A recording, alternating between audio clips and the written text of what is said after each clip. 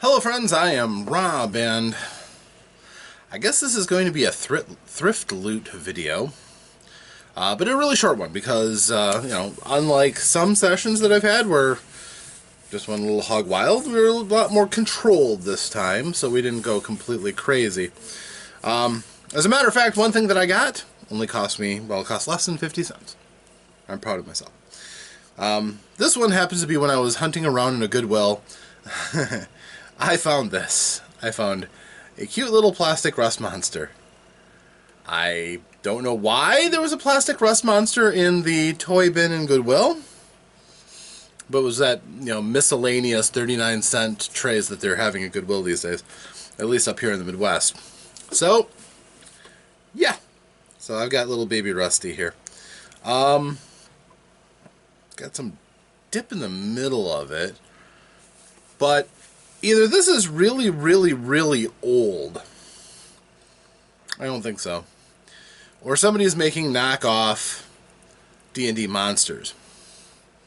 Now, if I remember right, a couple of the initial monsters from D&D were created because I think it was Tim Kask and a few others just got a bunch of toys from like Japan or China or something. And that's how the Boulet came about. I remember Tim mentioning. Rusty might have been one of those too, as far as I know. But, I like rust monsters. They're silly. They're absolutely ridiculous. This is clearly a monster that was created by Gary or somebody else to provide a foil for fighters. Another equipment sink, something to make them spend money getting new armor, new weapons, and whatever. That's purely it. I mean, it's so artificial. But it is what it is, and it is an iconic D&D monster now. So we'll talk about that some other time, I think. So then we went to Half Price Bookstore, because that is my kryptonite, and I can't help myself. But aside from getting my son a new book on the Mechanicus cult, because he likes reading about the Warhammer 40k, pretty soon we'll have enough books to be able to actually play the bloody game. But a few things I got. First of all, I got the game Magic in the Shadows. This is an adventure from FASA all the way back then. I think this is 3rd edition Shadowrun. Yes, 3rd edition Shadowrun. So, a module that I'm sure I can parlay into any of the editions, to be honest. But one of the things, I don't have a lot of modules for Shadowrun. I don't really specifically go out looking for them because I have no problem making content for Shadowrun. To me, the universe just splays itself out and you can go in any direction you want, but I thought it would be nice to give my players a real feel for what a typical Shadowrun adventure is like. So we'll see how this goes. It's pretty robust, too, for an adventure module. This is pretty thick. So I'm thinking that Stephen Kenson's baby might be a good start for my players to hack into. Alright, so that was one. Another thing, the last time I was there, they had an absolute truckload of these. The Master's Tome customizable screen. And this is made by Stratagem. Stratagem Games, Stratagem Publishing, I'm not sure. So we're going to open it up and take a look. Now, it should be said that I typically don't use a DM screen, but there are some times when it's just too darn handy to have. Maybe this will be the thing that makes me want to have one. This one has... We'll look through. Free yourself from stock standard screens full of tables you don't need. This hardy 4-panel GM screen is completely customizable. Just prepare the content you want on a piece of paper and slide it into one of the tome's 8 pockets. 4 art inserts, 4-panel GM screen, 4 double-sided game mechanics inserts. This is, of course, for the world's greatest role-playing game. Massive air quotes. Dungeons and Dragons. You make the thing for the thing you're going to sell the most people on. It makes sense. But then they call it the GM screen. That's okay. It's customizable, which is great. So let's take a look. First of all, the screen itself. We'll take out the inserts so we can take a look at the screen itself. Okay, it's very tacky, which is fine. So, it occurs to me this might have been returned or something, because the thing was open a little bit, but on one side you've got this cute little device, and it opens up into a black backed 4-fold or 3-fold 4-panel screen. So if I laid this out in front of me, yeah, this would cover a good sized portion. My table is 5 feet by 5 feet. This is about 3 feet worth of space and coverage. It is the height of letter size paper, 11 inches roughly. And the other side is also black, except it's got this one panel that has this, which is itself inside of an insert and could be removed.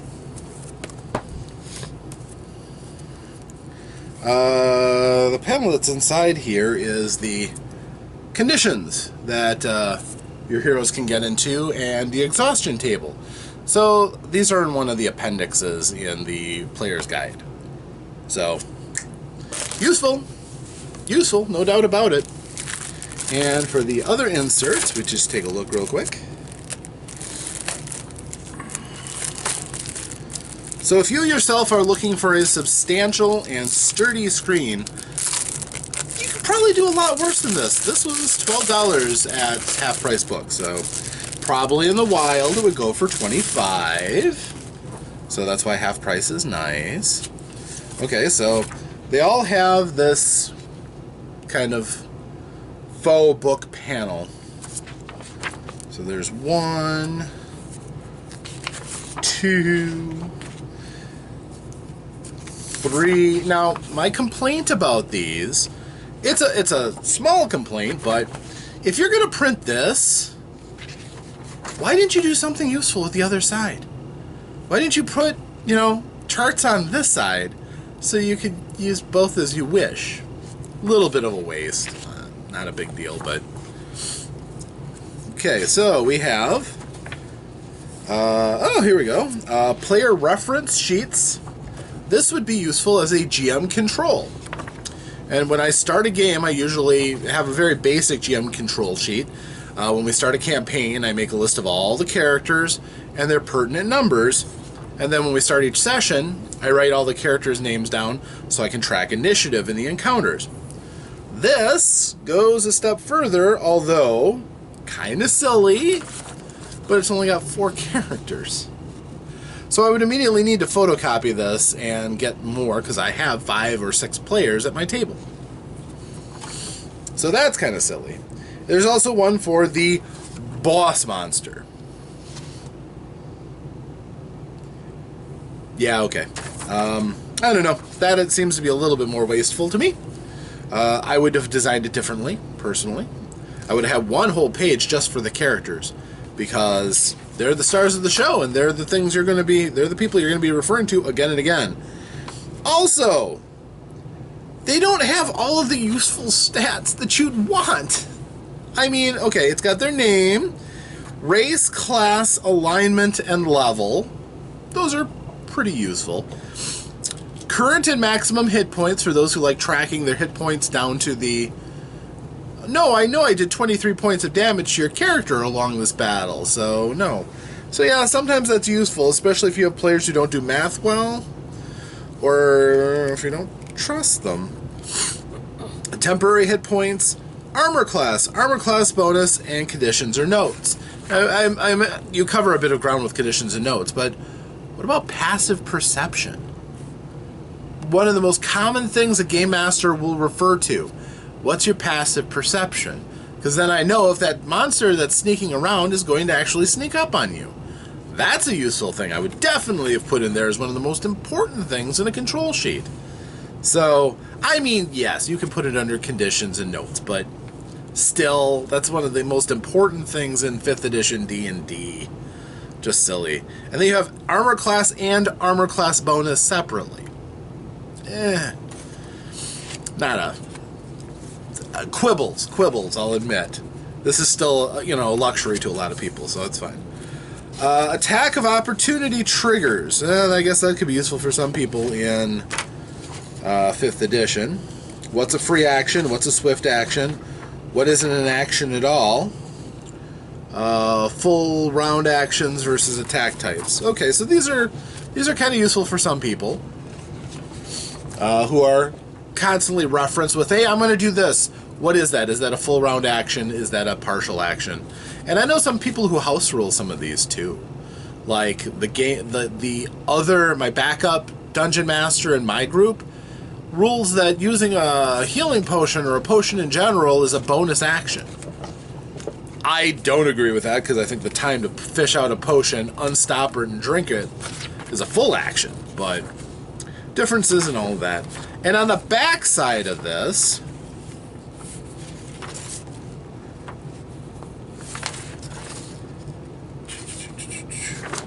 yeah, I forgot to say, this one is double-sided, which is not incredibly useful. I would have liked to have had 2 of these sheets separately so that I could use both of them and have up to 8 characters on the screen at a time. Now I'm just going to have to photocopy it, and that's all. And these are not width-wise 8 inches across.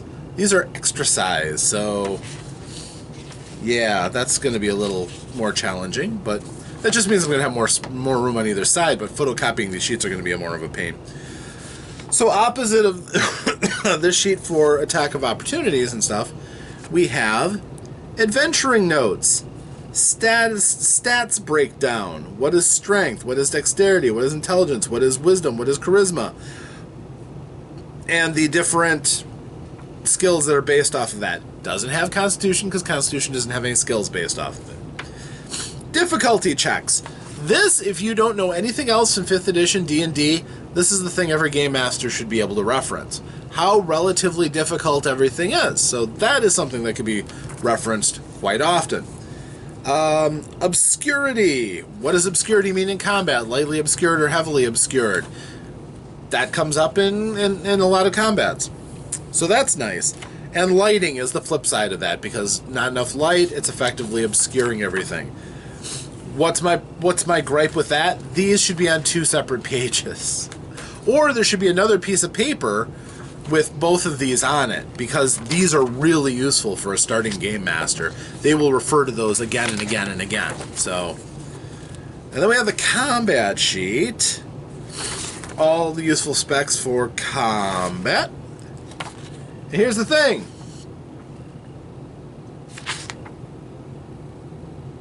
You have all these useful notes on this side, and then more useful notes on the other side.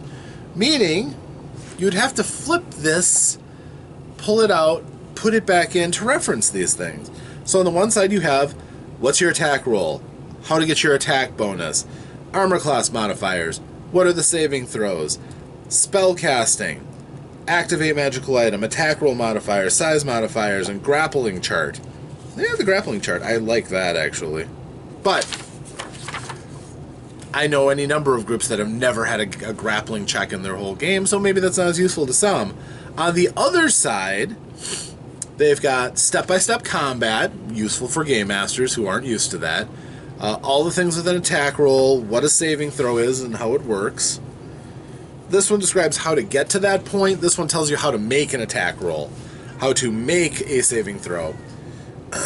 Combat actions. These are incredibly useful to the players, so they know what they're doing.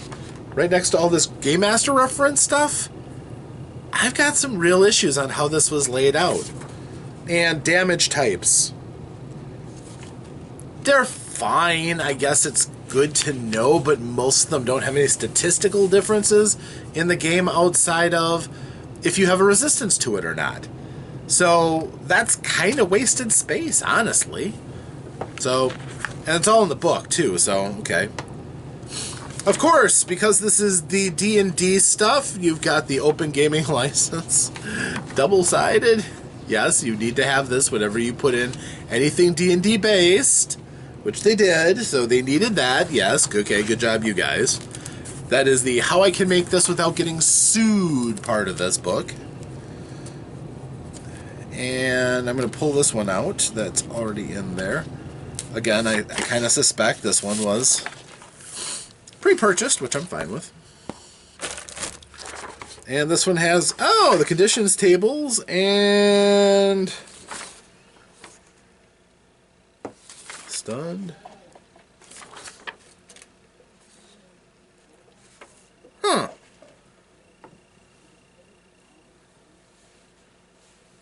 Okay. This has a table for what to do when your health is below 0, which is useful. Confusion, a table for confusion. That's probably a table that has to be referenced the most. That's most people don't bother to write down. And then common conditions and what they mean. On the other side is, again, the conditions and what they mean, and then the effects of exhaustion. I thought I had a sheet that had all of that already.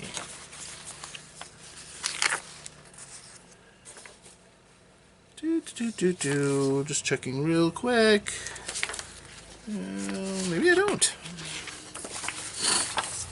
No, I looked at this first. That's right. I was looking at this first. So, yeah. All in all, oh, sorry. Yeah, and the artist illustration is kind of neat too. I like it. Okay, so I have some serious questions about how they laid it out to be the most useful for a game master, considering I am a dungeon master, and I would have probably wanted it differently, but they didn't consult me. I'm not, you know, my feelings aren't hurt or anything, but, you know. Artwork for the Darkest Dream would fit in there. That is a good point. My lovely wife and stage assistant has reminded me that those art panels that I got from GUI Cube, all of those handout panels, would actually fit inside these very well. And I suspect that they would actually, let's take a look at one. This isn't from the Darkest Dream, this is from My Adventure, Strangely GUI Adventure. I don't think that's going to drop too many hideous spoilers on anybody. The only downside is that those are mostly laid out in landscape rather than portrait, so these are all arranged in portrait, but will it fit? The answer is yes, sort of. It's not a perfect fit. Again, this is what I meant with these panels are wider than the 8-inch standard letter sized, so there's a bit of a gap, but, you know, they fit. Now, would I use this for GUI Cube? No, because I'm going to have to pick out, maneuver, and things. And again, this is not. If this is upright, it is in.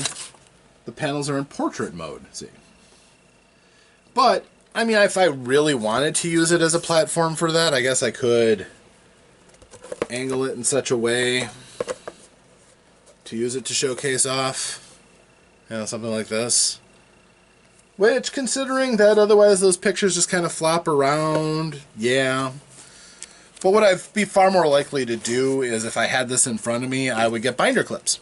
And I would clip them to the front so that they would stay upright. Because if this is arced like this, I could put one here, I could put one here, and be pretty good. I can also, if I wanted to, I could take the character portraits and slide those down here, but then they'd be a pain to fish out. So really, I would just be taking advantage of the fact that a good stiff character or GM screen could be useful for staging things on it for the players. I would probably, on the player side, merely use the art panels and save the most useful sides of the information factoids and tables and charts and graphs and stuff for myself.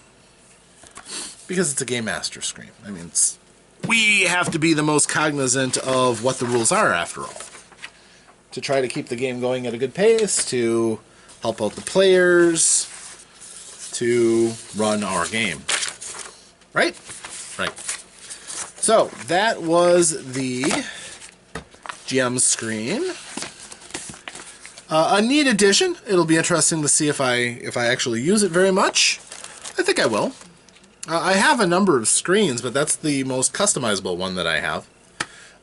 And there will be games, certainly, where I will want to make a copy of the rules, like when we switch to a new game, and have a cheat sheet of the rules, and I can put them in the front so my players can reference those while we're playing, so I don't have to keep reminding them. It's hard when you switch from game to game to game. That's not easy, and I ask a lot of my players who do that.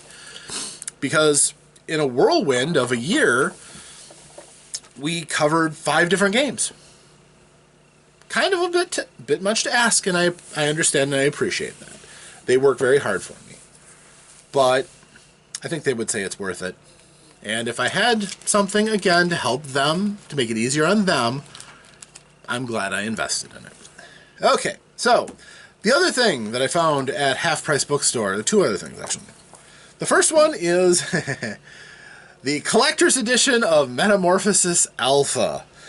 That's right, what is technically one of the first sci-fi role-playing games, and to the best of my knowledge, this was created by Tim Kask. I think he might have done it before he even really signed up with TSR, and this might have really opened the door for him to get in.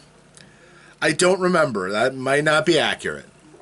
But, or sorry, I say Tim Kask. Jim Ward. Jim Ward, this was him back in the day. He was rocking the 70s look. And, yeah, it's an interesting adventure scenario that lends to kind of gonzo role-playing, where you deliberately take things from modern day, future, and fantasy and blend them all together and see what happens. It's always been something I've been kind of intrigued by from the admittedly somewhat lame art in it. I mean, let's face it, they didn't have a budget back then, so some of the creatures were just odd-looking and sometimes disturbing. To the patched together, thrown together rules. And if you look through the book, the fonts are different in certain places, and it looks like something that was banged out on by somebody on their typewriter, and formatting often included shrinking the page so that your stuff would fit, which makes me really glad for this really fine print that I do have some pretty good reading glasses. And then we go back to larger point print. So it'll be a little bit of a challenge, but this is one I've kind of wanted to run for a while.